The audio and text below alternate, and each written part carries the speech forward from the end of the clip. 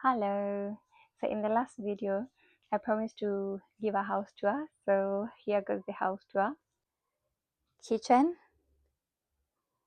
That's kitchen. Storage.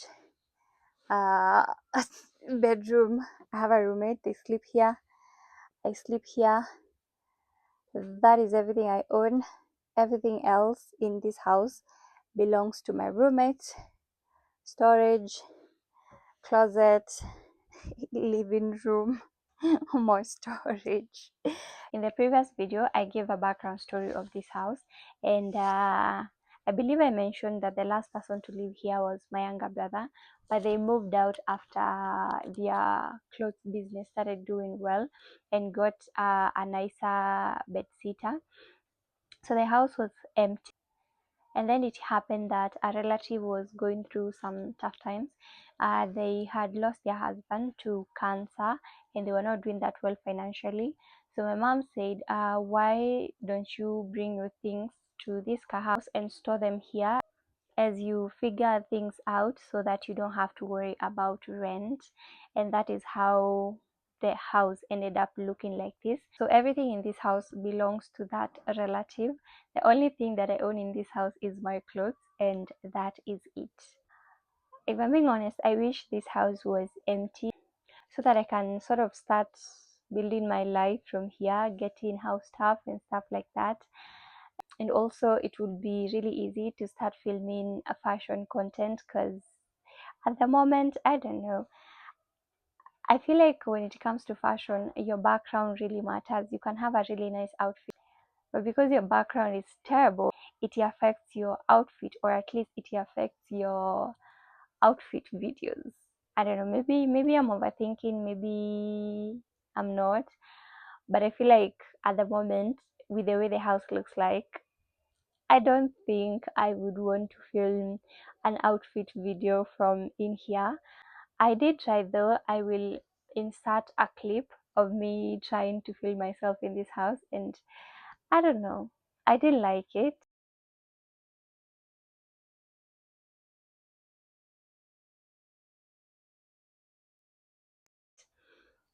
So yeah, I do feel a little bit, just a little bit inconvenienced by the current situation, but I have learned the hard way to I have learned the hard way to be gracious to people. So a little bit of a story time. I went to Chuka University, and in that school, you were required to have a student ID and a gate pass in order for you to access the classes, the hostels, anything to do with school. You needed a gate pass and a student ID. And for you to get the gate pass, you are required to have cleared your whole school fees at the beginning, at least at the beginning of the second semester. The school had hostels that were cheaper as compared to living outside the school. So in first year, 1.1, I lived in the school hostels, and the rooms used to be shared amongst 4 people. So in 4.1, I had 3 roommates plus I to make it 4 people. In 1.2, I insisted on moving out. Looking back, that was so unnecessary and a waste of money, but you know, everybody's moving out. You also want to move out and be independent. You are young, and so for the most part, your decisions are very much influenced by your peers. So people are moving out. I also want to move out. So in 1.1, I moved out with one of the roommates, and let me just say, it wasn't the best experience living with them.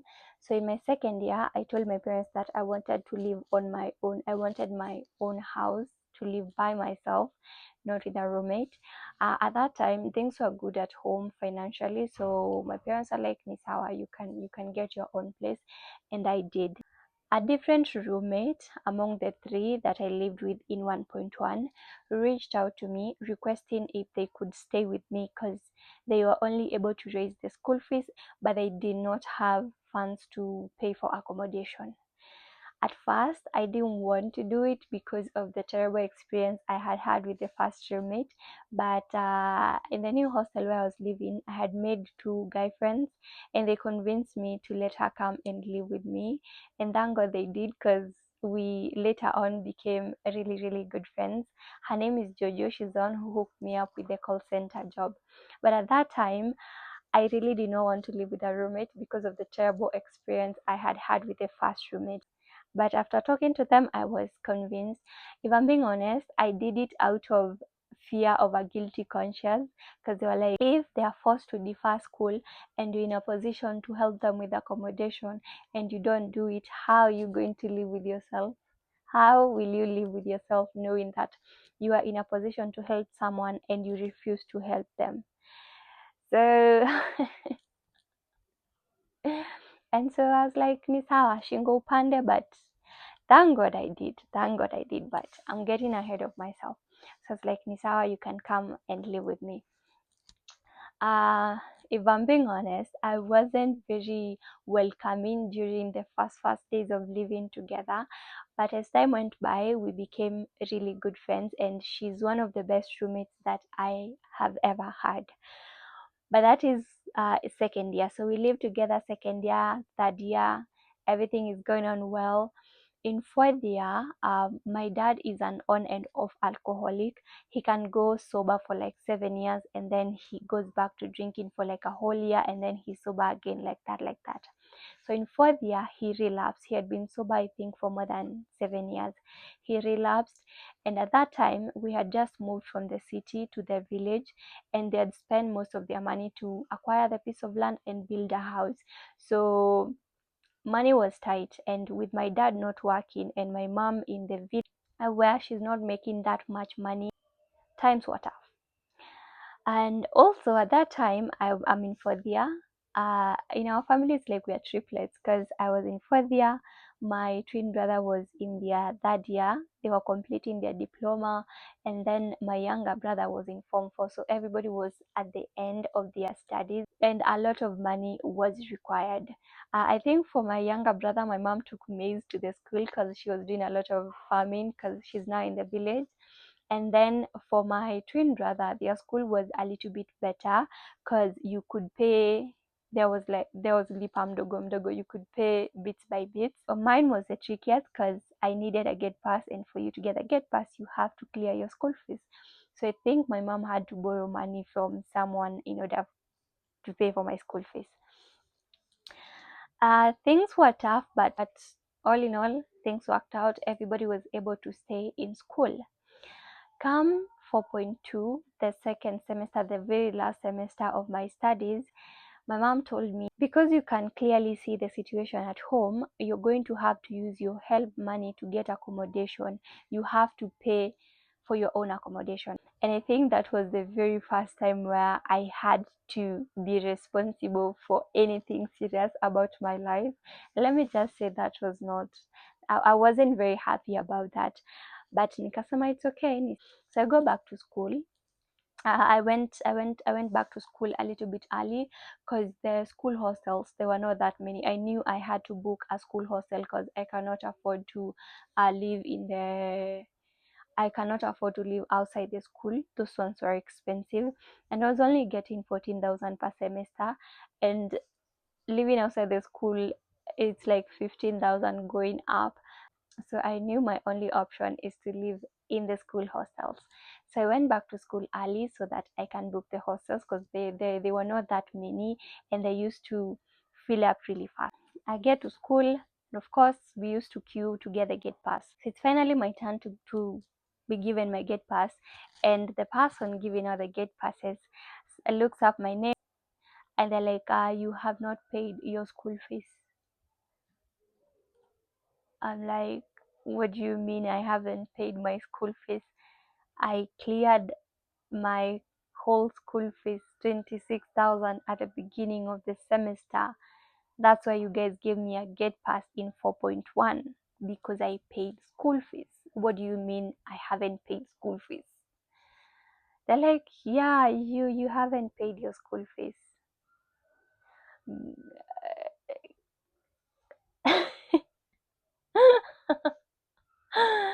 I'm like, I have paid my school fees. I had a previous gate pass. I showed it to them. I'm like, but you guys gave me a gate pass in the first semester because I paid my school fees.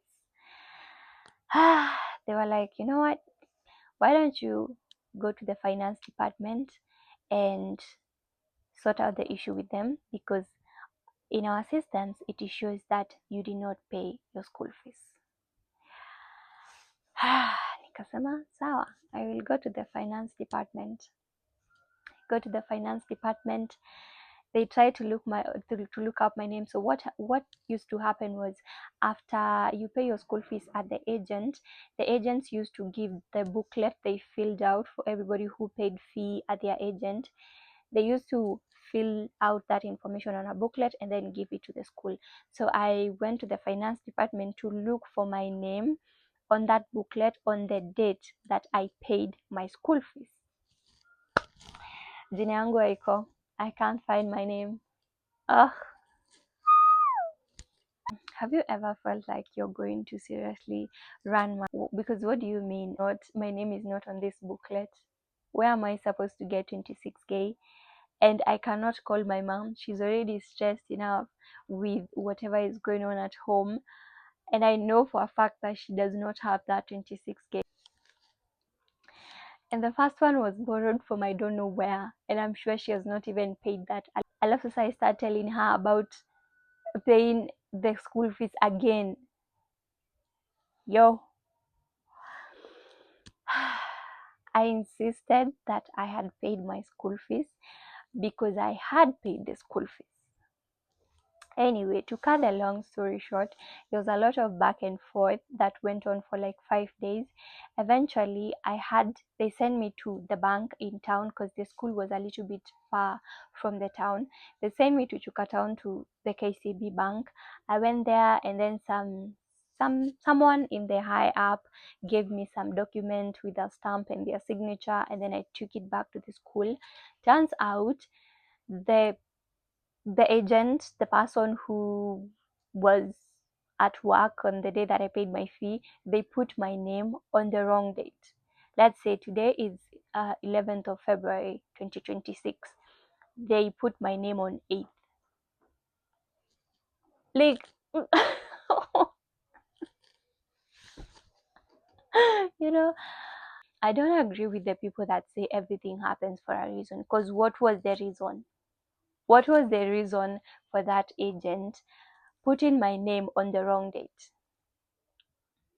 Anyway, I was relieved that finally I had some documentation to prove that I paid my school fees and I got my gate pass. But this is 5 days later, which means that the school hostels have already been filled up. I don't have anywhere to live. So guess who is now homeless? And guess who came through for me in that last semester? The girl that I did not want to live with in 2.2.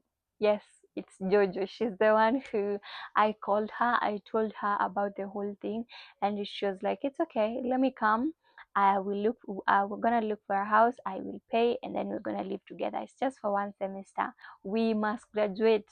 We must graduate. Like we must graduate together." Jameni. She came, we looked for a house, she paid, she became like my mom for that whole semester. She would cook for me. She's the one who's buying the food, she's the one who's cooking for me. She would take me out for shopping.